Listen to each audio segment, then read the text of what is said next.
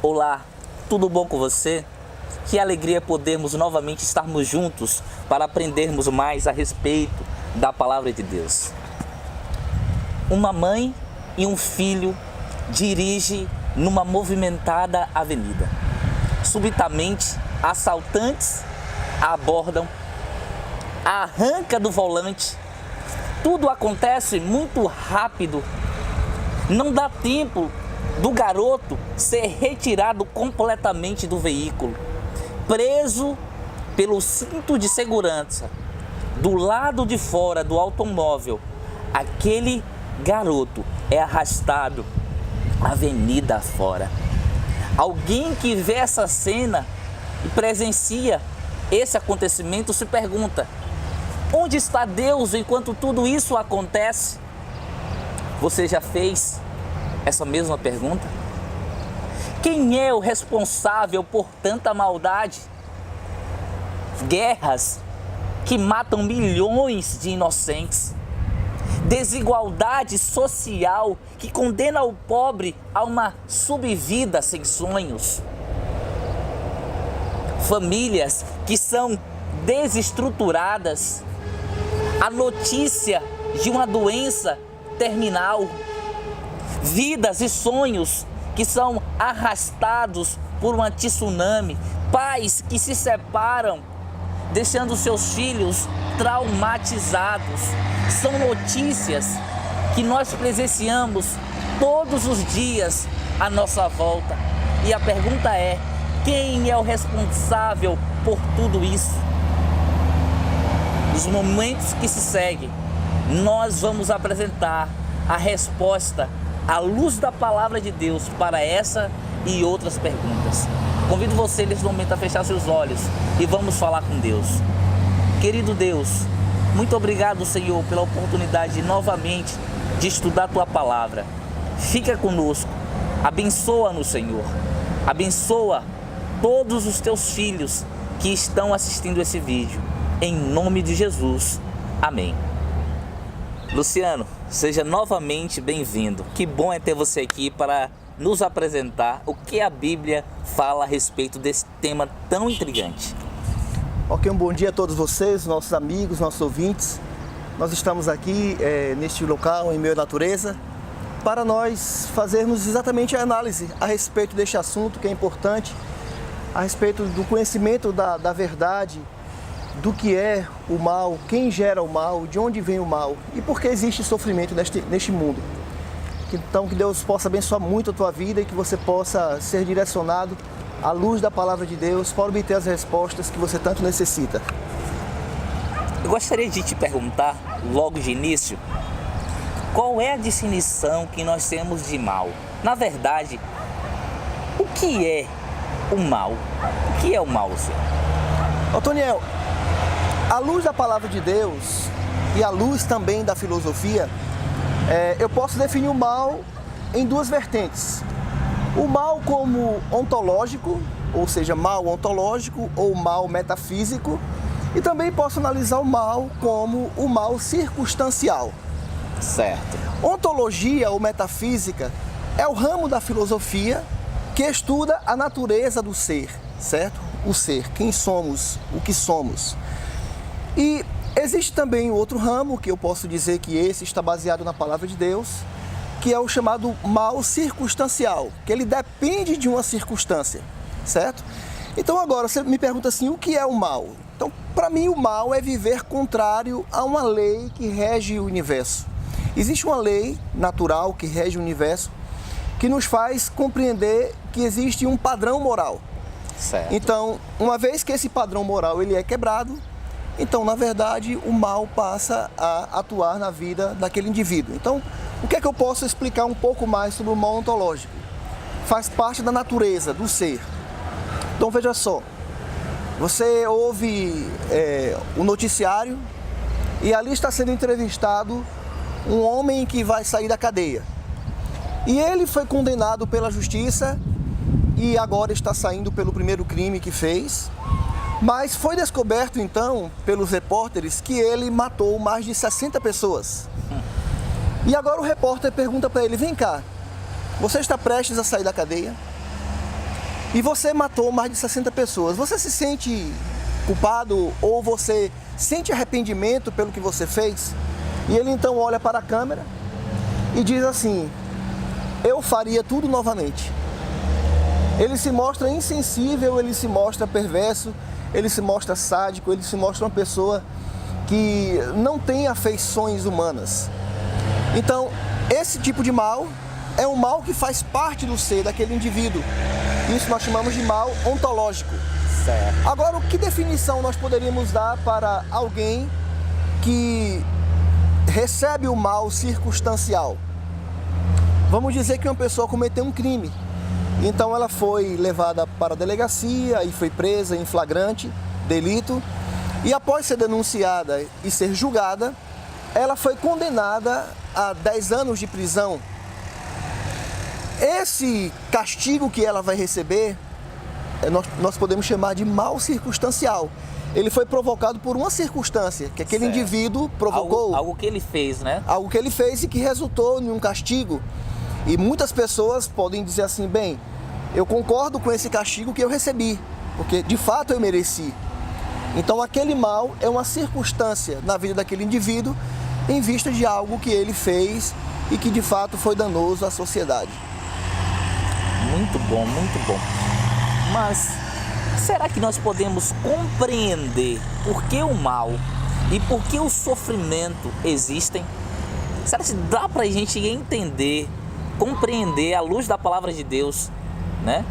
Por que o mal? Por que tanto sofrimento? Por que as pessoas sofrem tanto? Por que tanta maldade? Por que tudo isso existe? Existe um motivo, ou podemos compreender por que existem o mal e o sofrimento? Sim. Eu trouxe comigo aqui um livro chamado O Grande Conflito, e ele faz aqui uma explicação, uma explanação a respeito desse assunto. O capítulo 29 fala por que existe o sofrimento. E diz assim: para muitas pessoas, a origem do pecado e a razão de sua existência são causa de grande perplexidade. É impossível explicar a origem do pecado de maneira a dar uma razão de sua existência. Todavia, bastante se pode compreender a relação à origem, bem como a disposição final do pecado. E eu concluo dizendo: o pecado é o intruso por cuja presença nenhuma razão se pode dar. A mente humana não pode expressar a origem do pecado. Na verdade, existem muitos segredos, né, no plano divino em que o homem não tem acesso. A história conta que o Santo Agostinho, ou Agostinho de Hipona, né, ele viveu na cidade de Hipona, na Argélia, na África. Ele tinha essa indagação na mente. Ele queria compreender os mistérios. Por que o mal existe? Por que o sofrimento existe? E a história diz que um dia ele ali no claustro dormiu, cansado, com os pensamentos ali levados para a pesquisa que ele estava fazendo sobre o mal. E diz que ele dormiu e ele começou a sonhar. E ele começou a sonhar que ele estava na beira do mar, numa praia deserta. E olhando para o céu e para o mar, para a água, ele viu na beira da praia um garoto.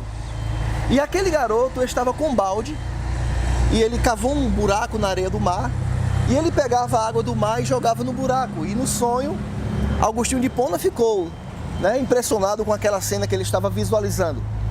E Agostinho de Hipona então vai até a criança e pergunta: o que é que você está fazendo? E a criança responde: eu estou pegando toda a água do mar e vou colocar dentro desse buraco. E Agostinho então pergunta para o menino: menino, já viu o tamanho desse oceano? Você não vai conseguir nunca essa proeza. E o menino então com firmeza olha para Agostinho de Hipona e ele diz assim: em verdade te digo que é mais fácil eu colocar a água do mar neste buraco do que você compreender os mistérios de Deus. Então, é verdade. Agostinho então acorda e ali ele fica impressionado, porque ali foi a resposta que ele precisava para a questão da dor e do sofrimento. Existe sofrimento no mundo em vista do pecado que foi instaurado aqui, mas esse é um assunto que nós iremos analisar.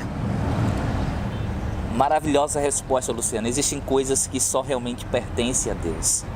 Agora, você poderia nos explicar, à luz da Bíblia, como tudo isso se originou, como o mal se iniciou, qual é o verdadeiro motivo, qual é a razão para tudo isso? Existe, Otoniel, dentro do contexto filosófico da ontologia, da metafísica, uma área chamada indeterminismo ontológico. Indeterminismo? Isso, indeterminismo ontológico. Ela Certo. combina com a palavra de Deus, porque o indeterminismo ontológico, ele fala da aceitação do livre-arbítrio. Tá, o que é isso, a aceitação do livre-arbítrio? A Bíblia diz que Deus, ele é o criador de todas as coisas. É verdade. E Deus, ele ama criando. E a Bíblia fala de um relato que ele criou anjos no céu, anjos perfeitos. Está no livro de Apocalipse, certo? Vocês podem analisar depois, capítulo 5, verso 11. Inclusive João diz assim, eu vi o número dos anjos dos céus. E eram milhões de milhões e milhares de milhares. Muitos anjos. Incontáveis, né? Incontáveis anjos. E Deus, então, ele cria esses anjos perfeitos. E dentre esse grupo de anjos que Deus criou, ele então cria um ser perfeito, que a Bíblia o coloca como portador de luz, que nós conhecemos como Lúcifer, o anjo portador de luz. E esse anjo, ele ali era o líder dos outros anjos, certo? E esse líder dos outros anjos, a Bíblia nos diz que o mal entra por meio dele, certo? Eu vou abrir para você a Bíblia, você pode abrir também a sua Bíblia. Nosso amigo ouvinte pode abrir a Bíblia no livro de Ezequiel, capítulo 28, certo? Ezequiel está logo após o livro de Salmos, Provérbios, Eclesiastes, Cantares. Você vai encontrar o livro de Isaías, Jeremias, Lamentações, Ezequiel. Ezequiel, capítulo 28, do verso 14 até o verso 17. Olha o que diz aqui. Ezequiel, capítulo 28, 14 a 17. Diz assim: Tu eras querubim da guarda ungido, e te estabeleci. Permanecias no monte santo de Deus, no brilho das pedras andavas. Perfeito eras nos seus caminhos, desde o dia em que foste criado, até que se achou iniquidade em ti. Então aqui já começa dizendo que Deus, fazendo um relato a respeito desse anjo, ele cobria o quê? Nós temos o trono de Deus, ele estava ao lado do trono de Deus, cobria com suas asas. Deus não precisa de guarda. Algumas versões dizem assim: tu eras querubim da guarda ungido, ou querubim cobridor. O que ele guardava? Deus não precisa de vigilância. A Bíblia diz que a lei de Deus é a base do seu trono. Então esse anjo cobridor, ele guardava a lei de Deus. E ele levava as informações para os outros anjos. Então diz aqui que ele era perfeito desde o dia em que foi criado, ou seja, ele é um ser criado por Deus. E aqui diz mais assim no verso 15: perfeito foste até que, olhe a condição, até que se achou iniquidade em ti. Verso 17 diz: elevou-se o teu coração por causa da tua formosura, corrompeste a tua sabedoria por causa do teu resplendor. Lancei-te por terra, diante dos reis te pus, para que te contemple. Para esse anjo perfeito, Deus não poderia criá-lo como um robô, certo? Porque Deus faz criaturas livres, que têm um livre-arbítrio. Então, esse anjo, ele foi criado livre, Deus o fez livre, ele tinha condições de escolhas, e nós iremos ver já uma questão da metafísica, da ontologia, certo? Que nós iremos ver o mal como potência e o mal como ato, certo? Então, Deus fez seres livres que escolheram trilhar por um caminho diferente daquilo que Deus colocou, né? De trilhar o caminho do bem, porque Deus é o bem, Deus é amor, Deus é justiça. Então esse foi o motivo pelo qual o mal se estabeleceu. Agora veja só, como se origina o mal? Imagine, Otoniel, que uma jovem de 17 anos, ela seja obrigada a se casar com um homem de 50 anos de idade, certo? Os pais a obrigaram, ela não teve direito a escolher, ela não teve direito sequer achar que se ele era bonito, se ele era feio, enfim, ela não teve direito de escolhas. E com ele ela tem muitos filhos e ainda mais, ele trata ela com arrogância, ele trata ela com humilhação. Desprezando. Com desprezo. Isso. Imagina uma jovem dessa vai ser feliz? Dificilmente ela vai ser feliz, certo? Então, isso é liberdade. Ou seja, ela não teve liberdade. Deus não fez seres humanos assim. Deus fez seres humanos livres para escolher, certo? Entre o bem e o mal. Assim como os anjos, então. Exatamente, assim como os anjos. Maravilhosa resposta, Luciano. Agora, a Bíblia, ela fala de um texto aqui, eu estou com minha Bíblia aberta aqui, em Isaías. O livro de Isaías, no capítulo 45, você pode abrir a Bíblia, querido amigo, no livro de Isaías 45. E essa é uma pergunta que eu gostaria de fazer para você, né? Se Deus não é o responsável pelo mal, como é que a gente pode entender esse verso? Olha que coisa interessante. Isaías 45, verso 7, diz assim: eu formo a luz e crio as trevas, faço a paz e crio o mal.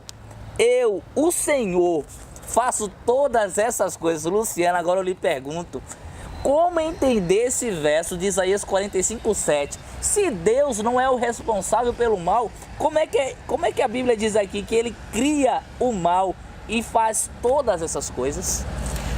Então, aí, Otoniel, eu vou voltar para o que a gente discutiu no início desse estudo. Eu falei para você sobre o mal ontológico e sobre o mal circunstancial. Isso. Certo? Então, lembre-se, o mal ontológico, ele é inerente ao ser. Certo? Algo que está nele. Algo que está dentro, certo? Dentro do coração, na mente, nos propósitos. Deus não possui mal algum. Nós iremos ver um texto bíblico que vai relatar sobre isso. Então, que tipo de mal é esse que Deus cria? Esse texto hebraico, ele tem como raiz a palavra ra'ar, que significa Deus cria o mal circunstancial. Lembre-se que eu falei do mal circunstancial e o mal ontológico, que ele está ligado a uma circunstância. Então, quando Deus diz cria o mal, você precisa entender que nesse capítulo 45 de Isaías, Deus está falando que vai levantar um homem chamado Ciro, o libertador, antes mesmo que Ciro houvesse nascido. Isso. Deus iria levantar este homem para que este homem pudesse libertar o povo de Israel do cativeiro babilônico. Então, quando Deus diz aí que ele cria o mal, Deus está dizendo, trazendo a memória daquele povo, dos judeus, que, primeiro, o povo foi levado cativo para a Babilônia por 70 anos, porque o povo se afastou de Deus. Deus amava aquele povo, Deus queria resgatá-los, Deus queria livrá-los da condenação eterna, e para que aquele povo se voltasse para Deus, Deus não viu nenhuma outra forma a não ser permitindo que o mal circunstancial fizesse aquele povo cativo, certo? Ou seja, Deus então traz o mal circunstancial, Nabucodonosor, rei da Babilônia, vem, leva o povo cativo, no cativeiro babilônico o povo se lembra de Deus, se recorda das promessas de Deus, e então o povo se volta para Deus. Então Deus está simplesmente aqui lembrando, olha, eu faço a paz e eu crio o mal, ou seja, um mal circunstancial, para que aquele povo se voltasse para Deus, porque Deus queria resgatá-los. Mas respondendo ainda, nós iremos abrir a Bíblia, eu convido você para abrir a sua Bíblia no livro de Tiago. O livro de Tiago fica ali logo após o livro de Hebreus, no final da Bíblia. Tiago capítulo 1 vai nos responder então essa questão. Tiago capítulo 1, o verso 13 e 14. Olha o que o texto diz. Ninguém ao ser tentado, diga, sou tentado por Deus. Porque Deus não pode ser tentado pelo mal. E Ele mesmo a ninguém tenta. Diz aqui, ao contrário, cada um é tentado pela sua própria cobiça, quando esta o atrai e seduz. Vamos analisar isso aqui. Ninguém pode dizer, o texto bíblico é direto, é claro, certo? Não deixa dúvidas. Ninguém, nem eu, nem você, nem alguém que esteja passando por dificuldades nesse momento, passando por um sofrimento muito grande, passando por provas e tentações, essa pessoa, nem eu, nem você, ninguém pode dizer, sou tentado por Deus. Por quê? Primeiro a Bíblia diz que Deus mesmo a ninguém tenta. E Ele mesmo não pode ser tentado pelo mal, porque é antagônico. Isso mesmo. Olha, o livro de Isaías também, no capítulo, se não me engano, 59, verso 2, Deus vai dizer assim: os vossos pecados causam separação entre vós e o vosso Deus, e o rosto fica encoberto para que a gente não veja a glória de Deus. Porque não existe harmonia entre luz e trevas, entre o bem e o mal, certo? Entre Cristo e as obras das trevas, entre Deus e as obras das trevas. Sim. Então, por não haver essa união, então Deus diz aqui, ó, ninguém pode dizer que eu sou tentado por Deus, porque Deus, na verdade, não tenta ninguém, e Ele mesmo não pode ser tentado pelo mal. Agora, Ele explica a origem do mal, do sofrimento e do pecado. Cada um é tentado pela própria cobiça, quando esta o atrai e seduz. Então lembre-se, a Bíblia diz no livro de Apocalipse que Satanás, ele é o sedutor de todo mundo, certo? Então Satanás, ele seduz o mundo todo. Ele seduziu no céu anjos perfeitos. A Bíblia diz que 1/3 dos anjos do céu, de cada 3 anjos, ele conseguiu trazer um com ele. Agora imagine o poder de argumentação desse anjo. Ele tem as armas da mentira. Deus tem as armas da verdade. Numa disputa no céu entre Deus e Satanás, Satanás tentando fazer a cabeça dos anjos, e Deus dizendo para os anjos que Satanás estava equivocado, e Satanás iria levá-los à destruição e ruína, mas ainda assim ele conseguiu levar consigo 1/3 parte. Então, se nós vimos lá em Apocalipse 5, verso 11, que João diz que o número dos anjos que ele viu no céu eram milhões de milhões. Então, se você fizer uma multiplicação aí, você vai ver que é uma quantidade infinita de anjos, né? Não posso dizer infinita porque acaba. É verdade. Mas é uma quantidade de anjos muito grande. E a Bíblia diz que 1/3 desses anjos, Satanás conseguiu enganar com a sua palavra, né, enganosa, né, com a sua palavra mentirosa. Então, ninguém pode dizer, foi Deus que me tentou, certo? Porque Deus não tenta ninguém, porque Deus é amor. Ainda tem um outro ponto, Otoniel. O livro de Abacuque, capítulo 1, verso 13, diz assim: tu és tão puro de olhos que não podes ver o mal, e a opressão não podes contemplar. Porque pois toleras os que procedem perfidamente e te calas quando o perverso devora aquele que é mais justo do que ele. Olha que pergunta interessante. Aqui primeiro diz que Deus, ele é puro de olhos e ele não pode ver o mal. Então a gente não pode dizer jamais que existe mal em Deus, porque ele é puro de olhos. Mas Abacuque pergunta, por que o Senhor tolera? É uma resposta que a gente vai responder ainda hoje, certo? Outra questão, uma vez que Deus, ele não tenta ninguém, então o que é que Deus faz, uma vez que Deus não tenta? Mas a Bíblia diz que Deus cria o mal. E essa criação de mal que Deus permite, que é o chamado de mal circunstancial, o que na verdade representa para nós? Vamos abrir a Bíblia no livro de Hebreus, capítulo 12. Hebreus, querido ouvinte, vai estar aí no final da Bíblia, aí antes de Tiago. Hebreus, capítulo 12, nós iremos analisar aqui do verso 4 ao 8 e depois do verso 11 a 13. Diz assim: ora, na vossa luta contra o pecado, ainda não tendes resistido até o sangue, e estáis esquecidos da exortação que, como a filhos, discorre convosco, quando diz: filho meu, não menosprezes a correção que vem do Senhor, nem desmais quando por eles és reprovado. Porque o Senhor corrige a quem ama e açoita a todo filho a quem recebe. É para a disciplina que perseverais. Deus os trata como filho. Pois que filho há que o pai não corrige? Mas se estáis sem correção, de que todos se têm tornado participante? Logo, sois bastardos e não filhos. Agora vamos ver aqui do 11 a 13. Toda disciplina, com efeito no momento, não parece ser motivo de alegria, mas de tristeza. Ao depois, entretanto, produz fruto pacífico aos que têm sido por ela exercitados, fruto de justiça, Por isso vocês restabeleçam as mãos descaídas e os joelhos trôpegos, e fazei caminho retos para os pés, para que não se extravie o que é manco, antes seja curado. Quando Deus nos corrige, porque o castigo de Deus, o mal circunstancial que Deus produz para nós, é para a nossa correção. Então a Bíblia diz assim: filho, não desmaie não. Não fique desanimado por quando o Senhor é provado, porque o Senhor corrige a todo filho que ama. Olha que interessante. Maravilhoso. A correção de Deus é amor. Ele nos ama, Ele quer o nosso bem, Ele quer nos restaurar, Ele quer nos fortalecer. E quando vem as provas, porque ela vem, e a prova vem para todo mundo, não é só para o incrédulo, também é para o cristão, né? Quantos cristãos passam provas? Eu assisti esses dias a história de uma mulher que abandonou os caminhos de Deus e ela, testemunhando, se envolveu com pessoas que levaram e arruinaram a vida dela, né? Levaram a vida dela para um cativeiro profundo. E ali ela passou a ir para festas, beber, se envolveu com um homem que passou a conviver com ela. E então foi até a cidade dela. Esse homem morava em outra cidade. E ali na cidade dela, aquele homem analisou a estrutura financeira da família dela, elaborou um sequestro, e ele ia sequestrar o filho dessa mulher.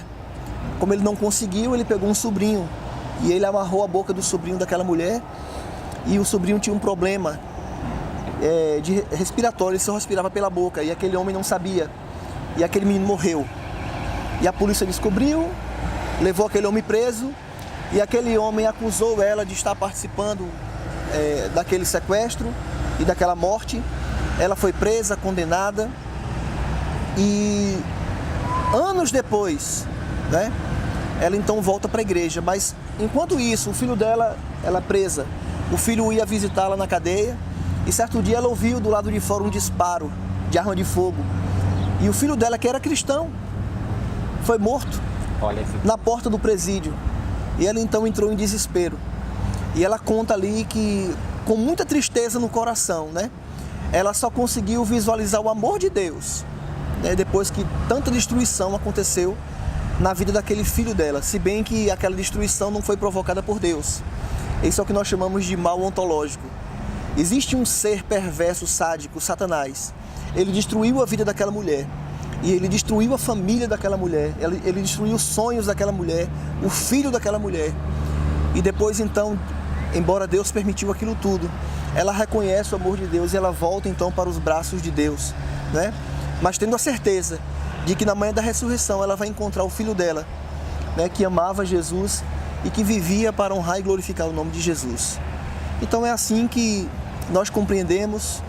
Deus apenas nos castiga quando estamos errados, com a finalidade de nos corrigir, como um pai faz com o filho, né? O filho a quem ama, porque Deus nos ama. Muito bom. Muito obrigado, Luciano, por essa explicação maravilhosa a respeito desse texto, que era dúvida talvez sua também aí, meu amigo, meu querido ouvinte aí dessa mensagem tão maravilhosa a respeito do mal. Ezequiel e Isaías falou desse anjo que era perfeito, que elevou-se por causa da sua formosura, por causa da sua sabedoria. Ele queria assentar-se, né? Isaías capítulo 14 diz que ele queria assentar-se no trono de Deus, né? Ser semelhante a Deus, não ser semelhante, na verdade, no caráter de Deus, mas queria o poder, né? A autoridade, queria subjugar, queria que os outros anjos o adorassem, né? Isso mesmo que Exatamente. Isaías fala. Agora, eu queria que você pudesse falar para os nossos amigos o que aconteceu com esse anjo. Ezequiel falou que ele era perfeito, que ele se corrompeu. O que aconteceu com ele? Qual foi o final dele?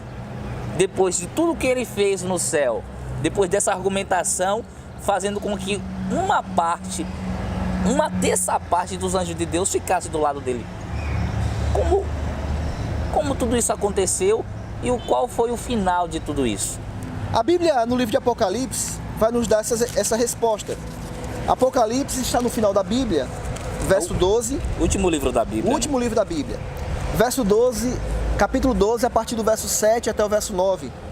Aqui vai dizer o que aconteceu com esse anjo que se rebelou contra Deus. Houve peleja no céu. Miguel e os seus anjos pelejaram contra o dragão. Também pelejaram o dragão e seus anjos. Todavia não prevaleceram, nem mais se achou no céu o lugar deles. E foi expulso o grande dragão, a antiga serpente, que se chama Diabo e Satanás, o sedutor de todo mundo. Sim, foi atirado para a terra, e com ele os seus anjos. Então, nessa rebelião, onde numa briga, numa luta cósmica, numa luta onde foi uma luta de argumentação, a verdade contra a mentira, Satanás, com a palavra enganosa, a sua cauda que a Bíblia fala, ele consegue arrastar a terça parte dos anjos dos céus. Ou seja, ele desvia o curso daquilo que era perfeito para algo que passou a ser imperfeito. Ele sai da proteção da luz e entra nas trevas. E agora as trevas tomam posse e se apossam do coração dele. E ele vai ser expulso do céu. E com ele os seus anjos. E aqui agora vem uma questão. A Bíblia diz: e ele foi atirado para a terra, onde nós moramos hoje.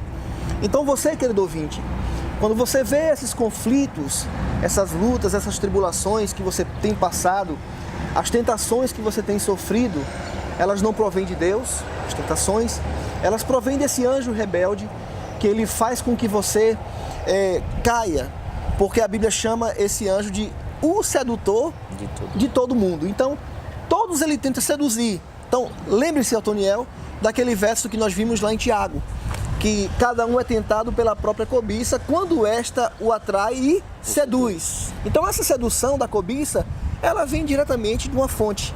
E essa fonte do mal ontológico que nós colocamos, que faz parte da natureza de Satanás. Então, essa fonte de egoísmo, essa fonte de cobiça, essa fonte de maldade e perversidade, então ela tenta a cada um de nós para que nós também façamos parte desse complô contra Deus, contra Cristo, que é a luz. Então, você imagine o seguinte, imagine que você esteja num local, num sítio, numa fazenda, onde você esteja vindo do mato escuro, caminhando à noite, e lá próximo à casa tem uma luz, um poste, né, com a lâmpada, e alguém ali embaixo. Você está enxergando aquela pessoa embaixo da luz, mas aquela pessoa que está ali não está vindo você vindo no escuro. Não é? Então, isso é antagônico. Deus representa a luz. Todos quantos estão próximos de Deus têm luminosidade, né? Tem a luz que vem de Deus. Satanás, ele representa as trevas, porque ele afastou-se da luz verdadeira que é Deus. E eu gostaria, nesse momento também, de fazer uma pergunta capciosa. Ora, se Deus já sabia que esse anjo ia se rebelar, por que ele não destruiu esse anjo? Por que ele permitiu que esse anjo fizesse tudo o que fez? Por que Deus não destruiu logo com ele e tudo, e acabou, e não teria tanto sofrimento, tanta dor, tanta miséria que nós temos neste mundo? Bem, Antônio, como eu te falei, a Bíblia diz que Deus é imutável, Deus não muda. Os propósitos de Deus, eles são eternos e eles são imutáveis. É uma pergunta interessante, né? Porque muitas pessoas têm dúvida. Isso. Veja só, imagine que você e eu fizéssemos parte dos anjos celestiais. Certo. E agora, o líder dos anjos, Lúcifer, que depois tornou-se Satanás, ele vem até você e ele então diz assim: olha, eu quero fazer um reino paralelo, diferente desse que estamos vivendo. Deus diz que é amor, Deus estabeleceu uma lei, uma regra, e Ele diz que nós não podemos quebrar essa lei. E sempre nós temos que nos ajoelhar diante dEle, viver essa vida de adoração. Isso não é liberdade, certo? Isso não é liberdade. E agora, Lúcifer vem e faz uma proposta para você. E diz assim: Otoniel, vamos comigo? Eu vou fazer um reino paralelo. E aí você pondera, pensa e diz assim: mas a gente sempre viveu bem aqui, nunca nos faltou nada, aqui existe harmonia, amor, paz, felicidade. A gente não pode, né, se dividir, porque sempre houve unidade aqui no céu. E eu vou pensar, E você então conversa com os outros anjos, conversa comigo, que sou o anjo também nesse contexto, conversa com o nosso câmera ali, Lincoln, né, nosso irmão.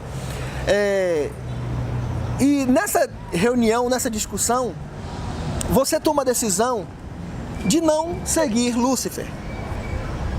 E agora Lúcifer torna-se Satanás. Ele é expulso do céu e com ele os seus anjos. E agora imagine a cena. Deus olha e diz assim: Lúcifer conseguiu fazer a cabeça de anjos que se rebelaram contra mim. Sabe o que eu vou fazer? Eu vou destruí-los. E Deus então os consome, ou com fogo, ou seja lá de qualquer outra forma. O que passaria no seu pensamento? Que Deus é mau, muito mau, e que ele é injusto, né? Por uma decisão que eu tomei e agora, porque eu não fui contrário, ele vai e me destrói por causa disso? Ou destrói Lúcifer? Pronto, então entenda o pensamento de Deus. Se eu for destruir Lúcifer, todos os outros seres criados, não só os anjos, mas nos outros mundos, certo? Porque, querido ouvinte, a Bíblia fala no livro de Jó que existem outros mundos e esses povos santos que não se corromperam. Nós somos a ovelha perdida, nós somos a única mancha, mácula no universo. Esses seres se apresentam diante de Deus, né? E a Bíblia diz que um dia Satanás foi diante de Deus também se apresentar. E Deus então faz uma pergunta para Satanás. Está no livro de Jó, capítulo 1, verso 6. Viu lá o meu servo Jó? Homem íntegro, temente a Deus, que se desvia do mal. E então Satanás diz assim: olha, ele tem tudo, o Senhor dá tudo para ele. Tira o que é dele, eu quero ver se ele não blasfema. E você pode ler depois no livro de Jó quantas provas Jó passou. E a Bíblia diz ali que Jó foi fiel. Ele honrou a Deus. Na verdade, ele ficou do lado de Deus e ele representou os filhos santos de Deus que reivindicam ou vindicam, né, o caráter santo de Deus. Então Jó fez esse papel. Em momento algum ele blasfema contra Deus, ele reclama porque passou por tantas tribulações.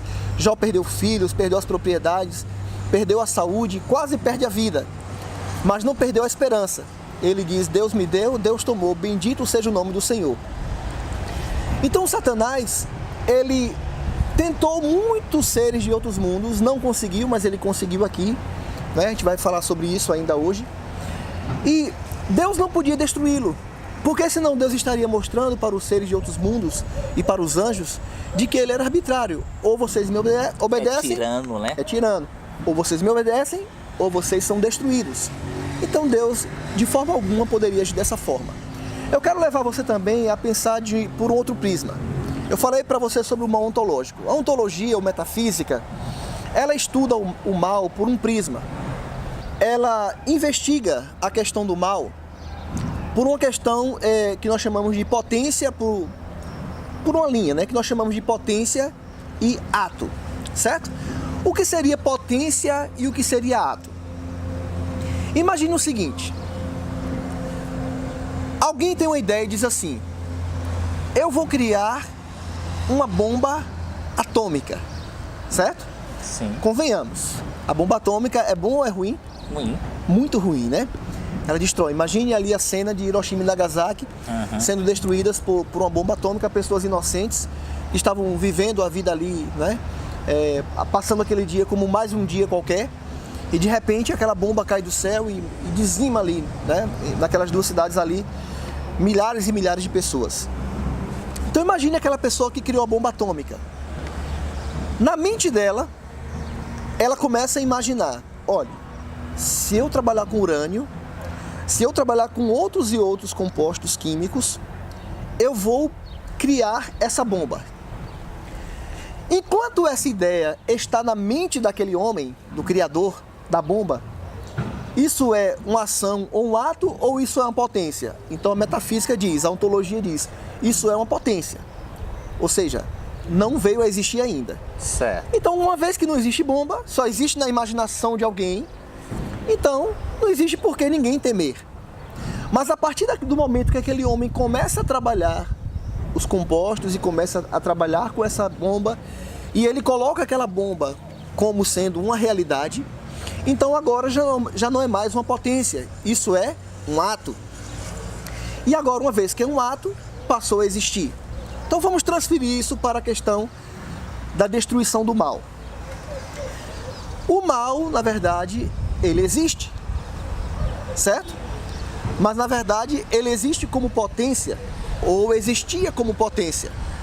A partir do momento em que Satanás começa a trabalhar no coração dele, em cobiçar o governo de Deus, em ser igual a Deus, uma vez que ele era uma criatura, ele era um ser criado, uma vez que ele tenta entrar no conselho do Criador, ele tenta se tornar Deus, então agora esse mal deixa de ser uma potência e passa a ser um ato. Algo real. Né? Algo real.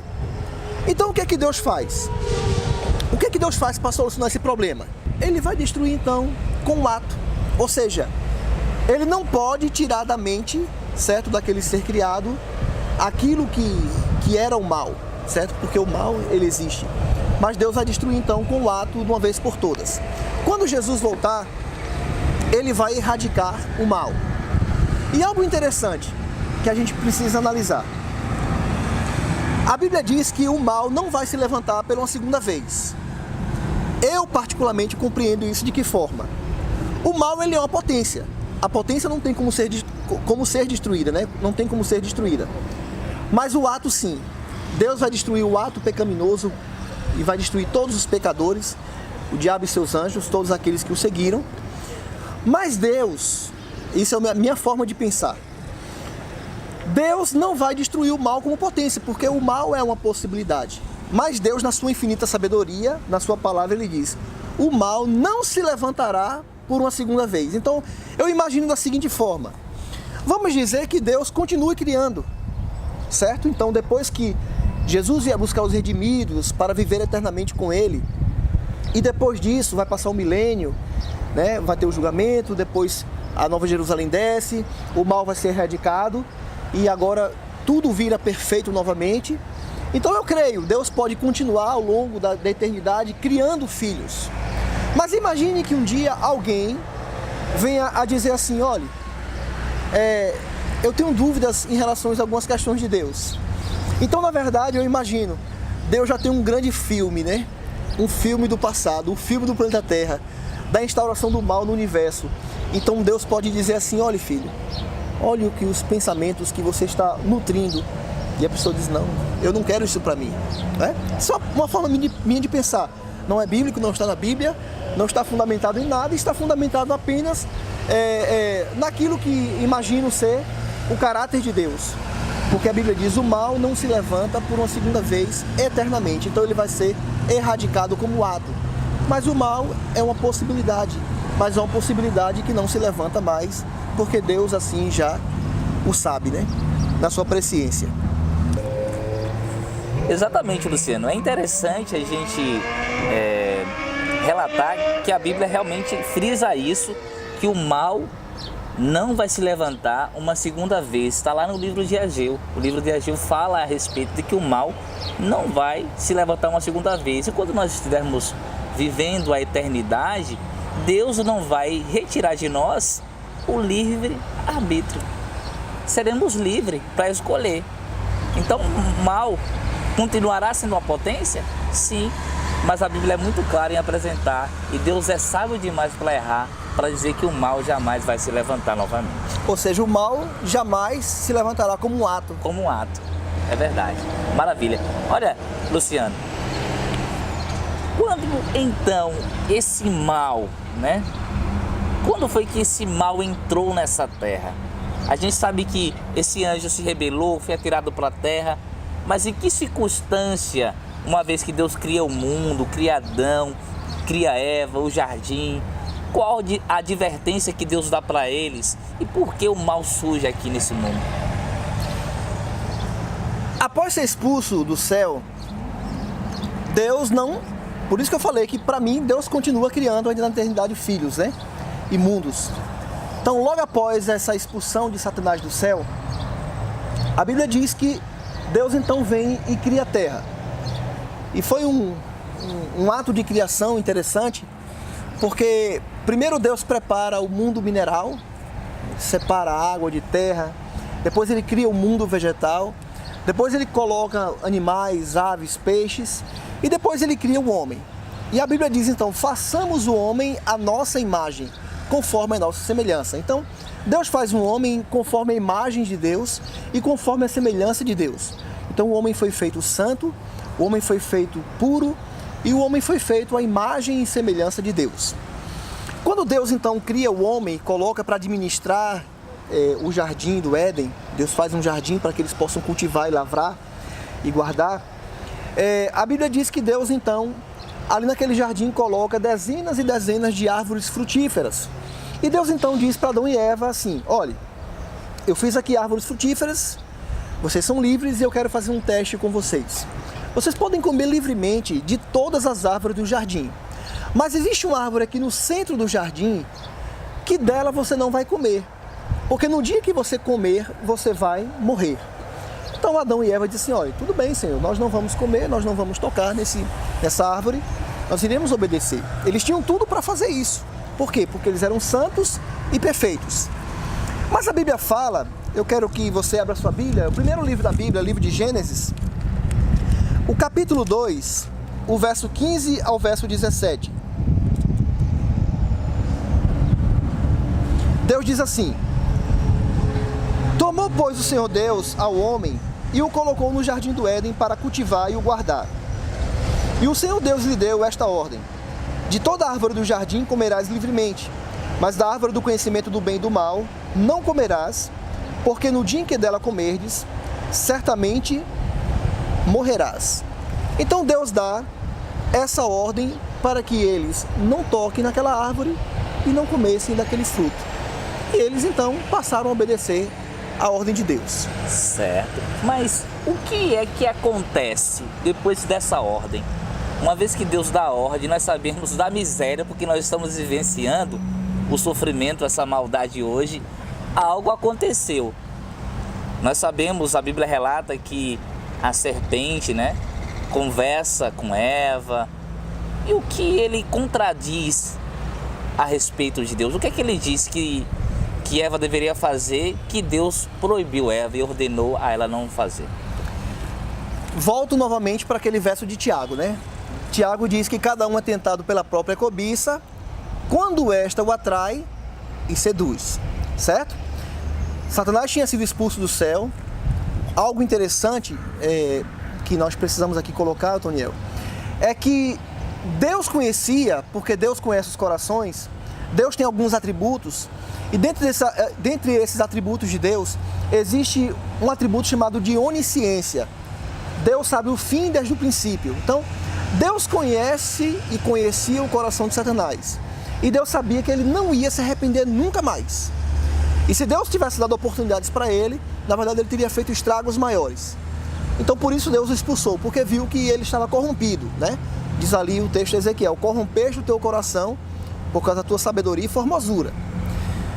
Tiago diz que cada um é tentado pela cobiça quando esta o atrai e seduz. Então esse sedutor, Satanás, vamos abrir aqui a Bíblia no livro de Gênesis, capítulo 3, de 1 a 5, diz assim: mas a serpente, mais sagaz que todos os animais selváticos que o Senhor Deus tinha feito, disse à mulher: é assim que Deus disse, não comereis de toda a árvore do jardim?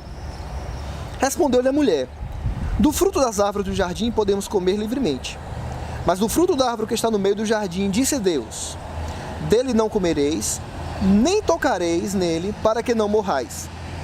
Então a serpente disse à mulher: é certo que não morrereis, porque Deus sabe que no dia em que dela comerdes, se vos abrirão os olhos, e como Deus, sereis conhecedores do bem e do mal. Preste atenção nessa cena. Deus diz assim, olha, Adão e Eva, eu confeccionei aqui para vocês, eu criei árvores frutíferas, e vocês podem comer de todos os frutos de toda a árvore. Mas do fruto da árvore que está no centro do jardim, não coma, porque no dia que você comer, você vai morrer. A Bíblia diz agora que a serpente, que representa Satanás, na verdade é o próprio Satanás, ele vai então até o jardim do Éden, se posiciona exatamente naquela árvore. Então, um dia Eva vai passando ali desapercebida, distante do esposo, e agora, veja só, Satanás é sedutor. ele atrai e ele seduz. Satanás então começa a dizer assim: Eva, olha, ué, não é a voz de Adão, né? Não é a voz de Deus que vem todo dia falar comigo. Verdade. Que voz é essa? Então Satanás diz assim: Eva. E ela então olha e vê naquela árvore uma serpente bonita, né? Um animal belo que Deus tinha criado. Satanás então entra naquela serpente e ele então puxa a conversa com Eva. Olha a atração. Ele diz: é verdade que Deus disse que vocês não podem comer de nenhum fruto de nenhuma árvore? Deus tinha dito isso? Não. Não. Deus tinha dito assim: só não coma do fruto desta árvore aqui. E Eva então vai sendo atraída e ela então vai responder, ela diz, na inocência dela, né? Não, Deus não disse isso. Na verdade, Deus disse que nós podemos comer qualquer fruto de qualquer árvore, menos dessa árvore aqui, que você está, inclusive, né, dela.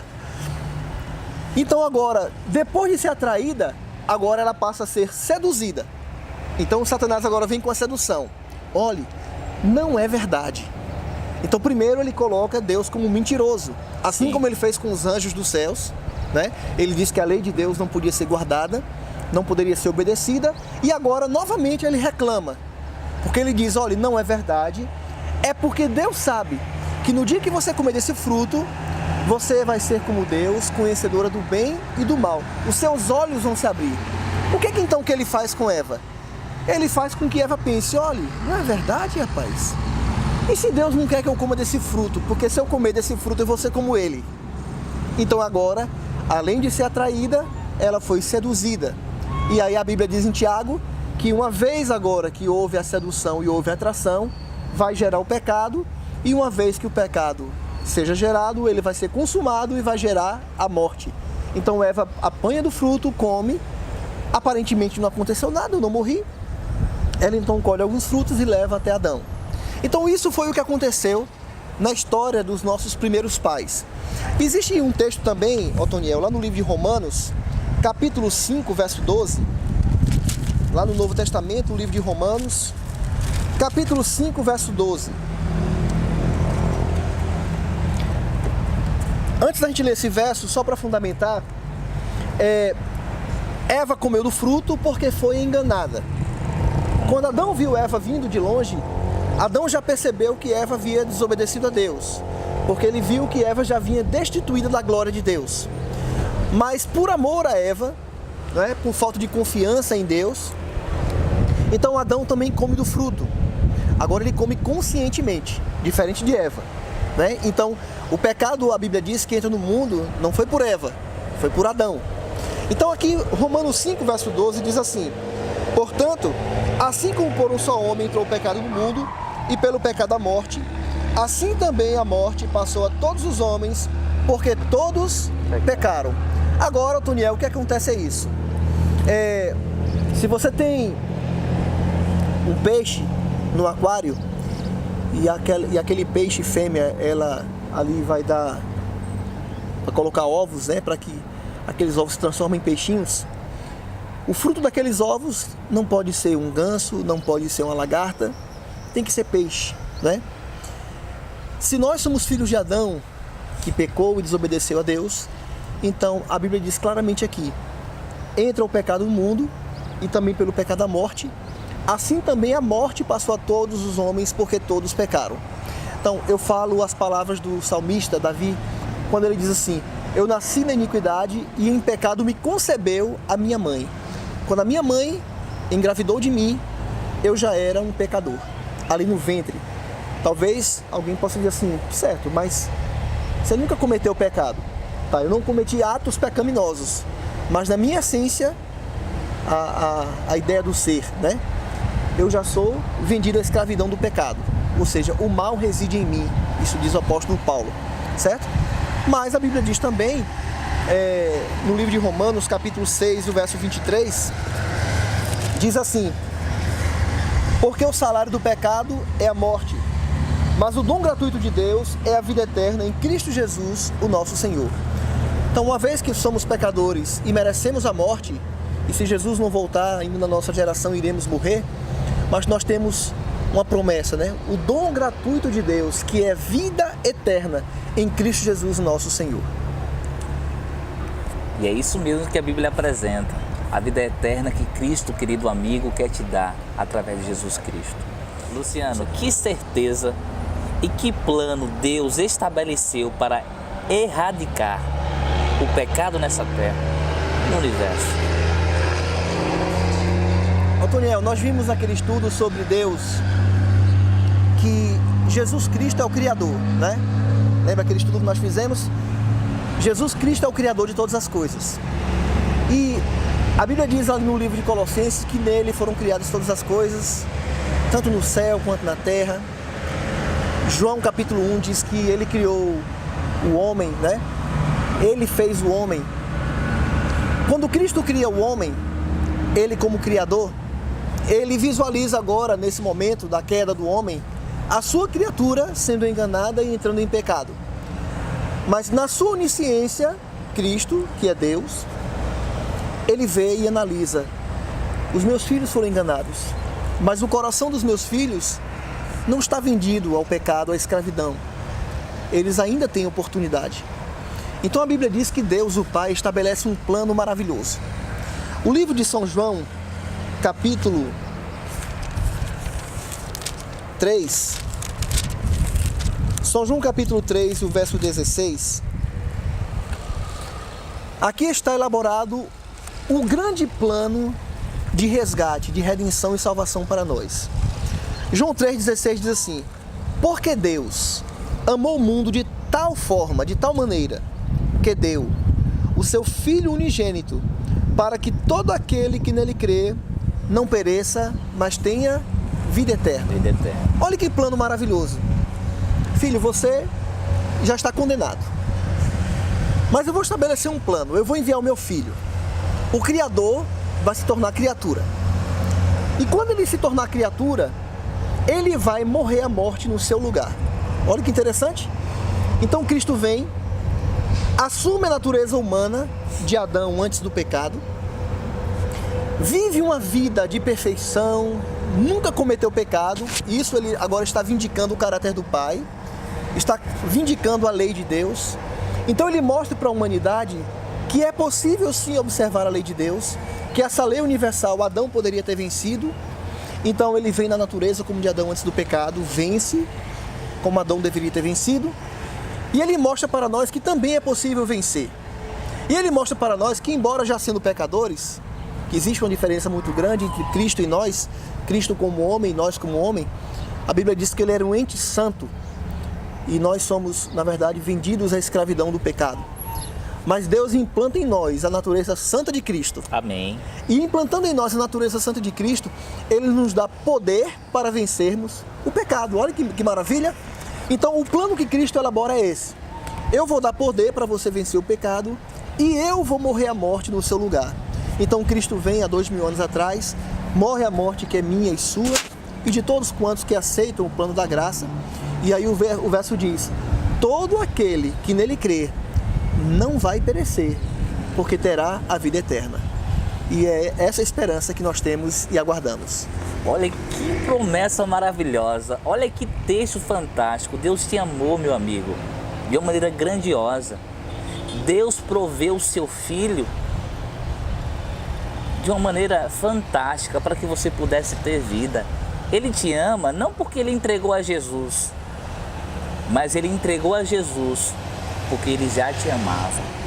Desde a eternidade, Deus sonhou com você.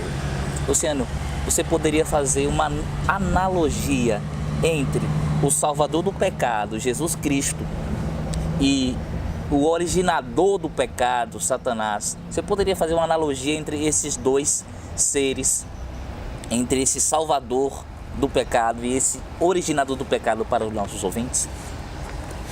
Olha, Otoniel, querido ouvinte, Deus é o Criador. Vimos no livro de Ezequiel, capítulo 28, eu quero ler só mais uma vez para que fique bem gravado na mente de vocês. Ezequiel 28 diz assim, verso 17: elevou-se o teu coração por causa da tua formosura. Primeiro ponto, O fato de Satanás ter sido criado por Deus e ter sido colocado em uma posição superior aos outros anjos, a ele foi dado mais sabedoria. A Bíblia diz que o coração dele se elevou por causa da sua formosura, a sua beleza, a sua sabedoria. E essa formosura fez com que ele, então, começasse a querer competir com Deus, ou pelo menos fazer um governo paralelo ao governo de Deus. Isso é uma criatura. Esse é o coração de uma criatura, um coração que permitiu ser transformado por uma potência e que virou um ato. Agora, olhe o nosso Deus, o Criador de todas as coisas, Jesus Cristo. O livro de Isaías, capítulo 53, de Isaías, o verso 1, 2 e 3, vai nos mostrar quem foi o nosso Salvador. O Rei do Universo, a majestade do Universo, o Criador de todas as coisas, aquele que nos amou e nos comprou pelo seu próprio sangue. Olha a profecia de Isaías relativo a esse Deus que desceria. Diz aqui: quem creu em nossa pregação? E a quem foi revelado o braço do Senhor? Como renovo perante ele e como raiz de uma terra seca. Olhe a revelação desse Deus que se torna homem. Não tinha aparência nem formosura. Imagine, um anjo se corrompe por causa da formosura. Um Deus vem à terra sem aparência e sem formosura. Olhámo-lo, mas nenhuma beleza havia que nos agradasse. Então Jesus não era atraído por ninguém por conta da sua aparência. Do aspecto físico. Do aspecto físico. Jesus era atraído pelo seu caráter, por um caráter moldado pelo amor. O amor de Deus que habitava nele. Era desprezado e o mais rejeitado entre os homens, homem de dores e que sabe o que é padecer. E como de quem os homens escondem o rosto, era desprezado e dele não fizemos caso. Então nós temos duas situações. O Criador do Universo, desprezado, não tinha aparência nem formosura, foi humilde, veio a este mundo como um humilde homem, nasceu num lar humilde, numa manjedoura, não teve hospital para ampará-lo, não teve hotel. Em contrapartida, um ser criado, até hoje, ele tenta ser o dominador, né? Ele alega para si os reinos deste mundo. Inclusive na tentação ele diz para o Criador de todas as coisas: tudo isso eu te darei se você prostrado me adorar. Então ele quer adoração. Nós vivemos hoje, a analogia que eu posso fazer para vocês, querido ouvinte, para você, Otoniel, é que nós vivemos hoje em um tempo de intenso conflito entre as hostes do bem e as hostes do mal. A quem nós iremos adorar? A quem nós daremos crédito? Nós daremos crédito a um Deus que se fez homem, que morreu e padeceu por nós? Ou nós daremos crédito e adoração a um ser que usurpou as glórias de um Deus poderoso, trazendo para a terra as suas criaturas, anjos que eram perfeitos, que se passaram e que passaram a serem pecadores, perversos, malvados, né? Que fazem tanta destruição nesse mundo. Então a quem nós iremos adorar? Não permita, querido ouvinte, que Satanás coloque em sua mente que Deus não ama mais você, que Deus se esqueceu de você, porque isso ele está fazendo com você, Satanás está fazendo com você, como ele fez com Adão, como ele fez com Eva. Ele tem tentado te atrair, ele tem tentado te seduzir, e você não pode dar ouvidos à voz de Satanás, à voz do inimigo, do arqui-inimigo de Deus. Pelo contrário, ouça a suave voz do Salvador. E o Salvador diz: com amor eterno eu te amei, por isso com benignidade eu te atraí. Deus morreu por você, Cristo morreu por você. E a morte de Cristo é suficiente para te dar vida eterna, para te dar salvação, para te dar paz e alegria. E que esse Deus maravilhoso, ele possa ser o seu Deus, o seu Salvador. Aceite-o, aceite o convite da graça, porque na cruz Cristo Jesus morreu por você, para te dar novamente o direito a ter vida eterna. Que maravilha! Você precisa tomar uma decisão nesse estudo. Gostaria de fazer uma contextualização do verso 19 do capítulo 30 do livro de Deuteronômio. Hoje eu chamo os céus e a terra como testemunho para que te propus entre Cristo e Satanás, entre o Salvador e o opressor. Escolha, pois, a Cristo para que viva, não somente tu, mas toda a sua família, toda a sua descendência. Que você tome uma decisão ao lado de Jesus Cristo e que você possa entregar a sua vida e ter uma vida completamente transformada por esse Deus maravilhoso que te amou para te salvar.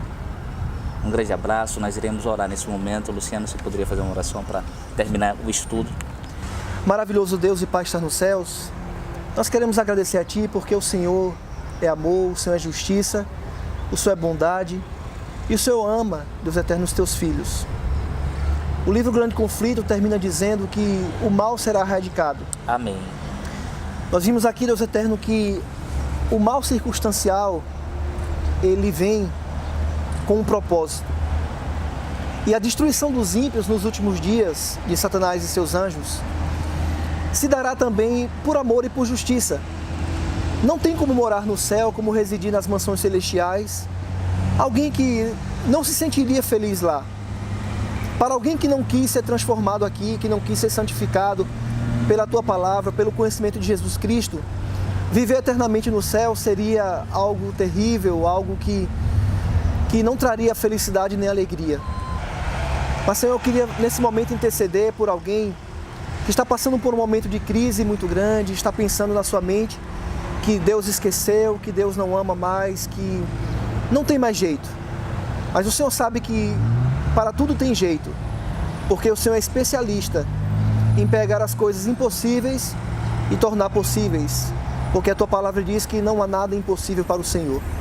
Então, por favor, Deus eterno, eu peço ao Senhor que entre neste coração, nessa vida. Amém. Remove, Deus eterno, tudo aquilo que o inimigo colocou de dúvidas, de pesar, de tristeza, de lamentação, de angústia, e coloca a paz, aquela paz que Jesus deixou.